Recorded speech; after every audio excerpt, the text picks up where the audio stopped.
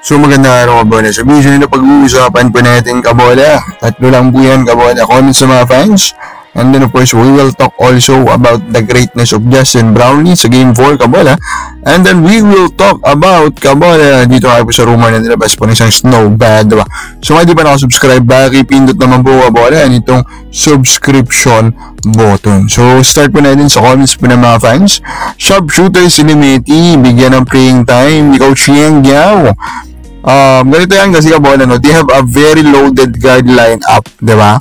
So, sobrang loaded niyang kabola, diba? So, nandyan si Nokum, nandyan si Mamuyak, kabola, nandyan si Karakot, kabola. Sobrang loaded yan, hindi ganun kadali po na makahanap ng minuto para kay Limeti. Pa-shoutout sir, sabi ni Ronald Verbusidad. Pa-shoutout naman idol, Mayari Mascareñas, thank you so much. Hintayin na rin natin ang mga bagong mukha ng mga players ng SMB.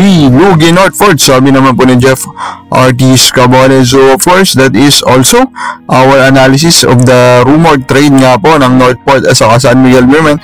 We are hoping, of course, kabola, na hindi po ito magkakatotoo. Leticia de la Cruz, mas magandang walang farm team kasi may sister comp na SMC at MVP. Kawawa mga independent teams pag may farm team. Of course, that opinion is popular. Marami pong tao na sabi niyan, kabola. And we are still very hopeful, kabola, na magbabago po along the way, kabola, itong liga po na ito for the better, kabola. So let's talk now about the greatness of Justin Brownlee. Surprisingly, Ginebra, legend Justin Brownlee played po in Game 4 and he even led them, kabola, in this victory against TNT. Hindi ko alam mo nangyayari sa TNT, no?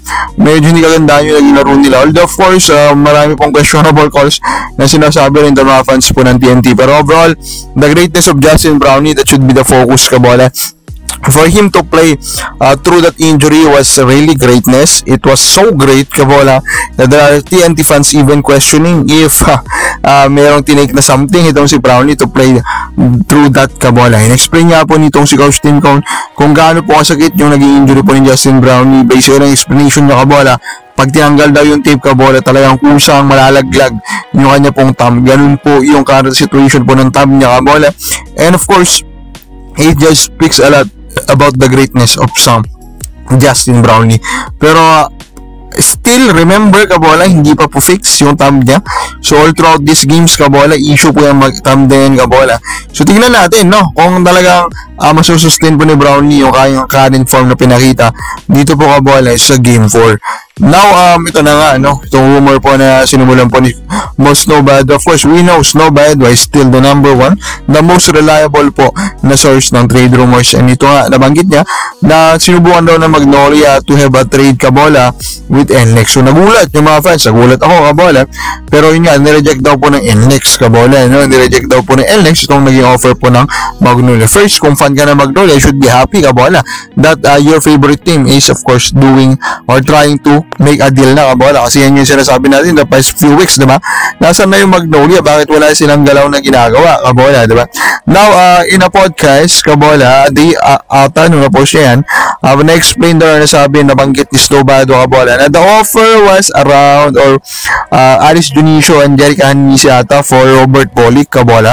And of course, mabilis lang naman po yan na-reject ng NLEX. Of course, that is very reasonable, ano?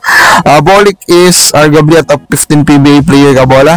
Kahit guardian, kabola. So, Anisi, a French starter, Junicio, a French starter, kabola. Parang hindi naman sapat yan, kabola. Hindi naman sapat.